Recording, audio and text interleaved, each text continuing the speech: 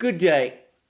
A few days ago, I did a program for this channel in which I spoke about how French President Emmanuel Macron has become increasingly detached from reality on the pandemic situation, suggesting that medications be sent to places like Africa to counter Russian and Chinese influence there, and neglecting the fact or ignoring the fact that he has a burgeoning crisis in the pandemic festering in France and indeed, as it now turns out, across the European Union. Well, we have now seen an attempt by French scientists to bring down a Macron back to planet Earth. Whether he will listen to them, of course, is another matter. But briefly, there's been a statement from them telling Macron that the slow pace at which the European Union and indeed France are providing doses, I'm sorry, again, I have to use this elliptical language, to their publics, to the public in France and across the European Union, all but guarantees a third lockdown in the spring.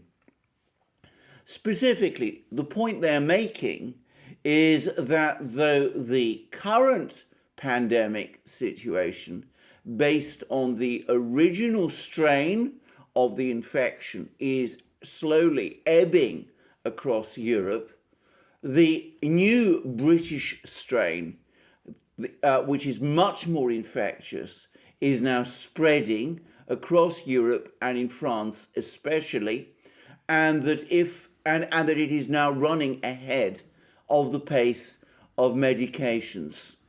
The warning the scientists are making is that because of this, there is a real prospect of a major spike in cases in France and potentially across the European Union, making another lockdown, a third lockdown necessary.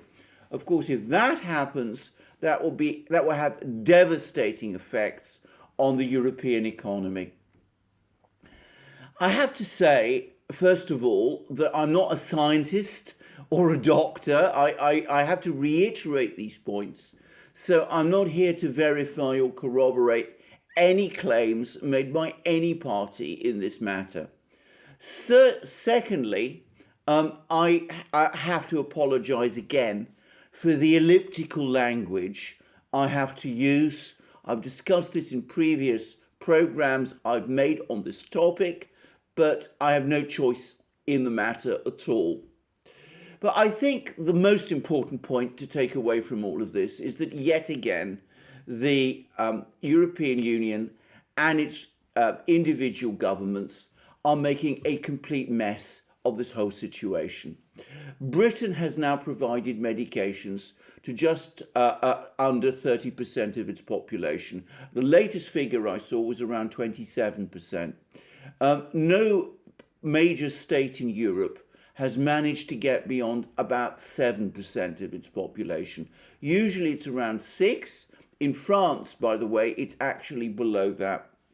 The European Union, as we all remember, then got into this extraordinary argument and quarrel with the Swedish, Anglo-Swedish company AstraZeneca about the Oxford medication, basically saying that it was ineffective and didn't work properly.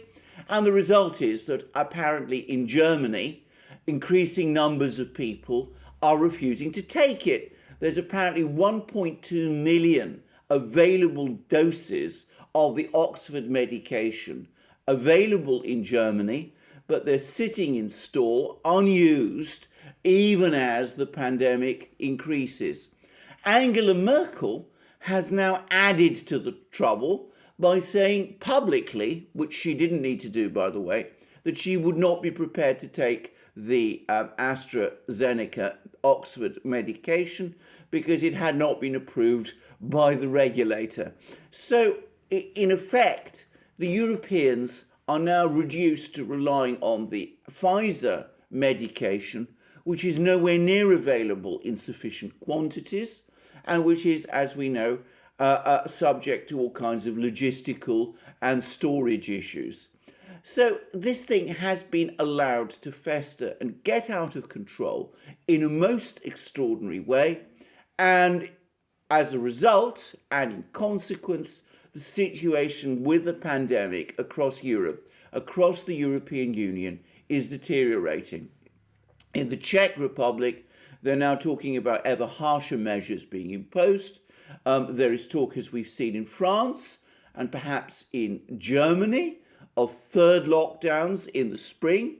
And it seems that Sweden, which had up to now resisted the whole idea of lockdowns, is gradually edging ever so slowly in that same direction. Of course, there will be finger pointing, there will be blame directed at the British. People will be saying that somehow the British were to blame for this whole situation. But the overall fact remains that the European Union is drifting into lockdowns at precisely the time when other major countries like the United States, Britain and Russia are slowly edging away from them.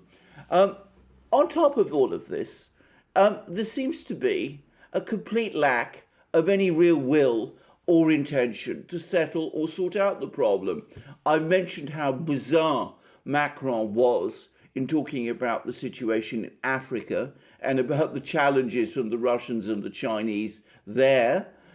We would have thought that Macron's energies would be better focused on dealing with the problems in Europe. Overall, this has been an awful mess, and I have to say that European citizens and the European economies look like bearing the brunt.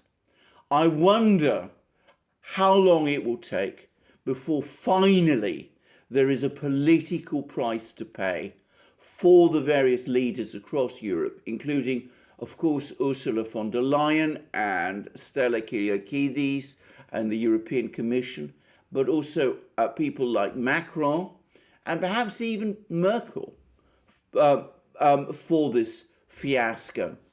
The sad truth about the European Union is that accountability does not really exist at any sort of political level, and those who fail personally go on to better things and, you could say, succeed. Until that changes, we are all but guaranteed more disasters of this sort. Thank you for joining me on this program. Please look me up and my colleague Alex Christoforou up on our other channels, the Duran and Alex Christoforou's own channel. You will find links under this video. Please also look us up on our other platforms, BitChute, Library, Odyssey, Rumble, and the rest. Links under this channel too. Please also support us through Patreon, PayPal, Subscribestar, and via Bitcoin. Links for that also. Also, please check out our shop. See the amazing things you will find there. The wonderful magic mugs, the brilliant t-shirts, long-sleeved and short-sleeved, the hats, the hoodies and the sweatshirts. And I look forward to you joining me in my next program. And thank you very much for joining me on this one. And have a good day.